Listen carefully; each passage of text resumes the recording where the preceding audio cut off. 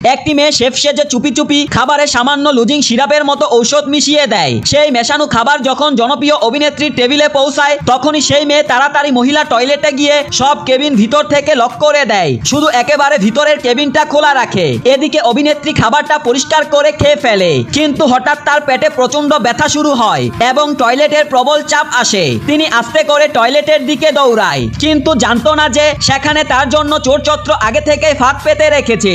চত্রটির উদ্দেশ্য ছিল তার গলায় থাকা $100 বিলিয়ন হীরার নেকলেস চুরি করা। বাইরে দাঁড়ানো বডিগার্ডদের আরেক সদস্য টয়লেটের অজুহাত দিয়ে আটকে রাখে। অভিনেত্রী যখন টয়লেটে বসে কষ্টে ছটফট করছিল তখন ভিতরে লুকিয়ে থাকা এক মহিলা তার খোঁজ নেওয়ার ভান করে, কিন্তু আসলে সে বিশেষ এক যন্ত্র দিয়ে চালাকির সঙ্গে নেকলেস খুলে নেয় এবং তার একজন ওয়েটারের ট্রেতে রেখে দেয়। ওয়েটার যখন ট্রে নিয়ে রান্নাঘরে যায় তখন বাসন মাজার ভান করে এক কালো মেয়ে দ্রুত নেকলেস নিজের পকেটে ঢুকিয়ে সতর্কভাবে টয়লেটে ঢুকে দরজা ভিতর থেকে লক করে। তারপর সে আগে থেকে প্রস্তুত রাখা ডায়মন্ড কাটার মেশিন বের করে, কারণ তার হাতে মাত্র 10 মিনিট সময় ছিল।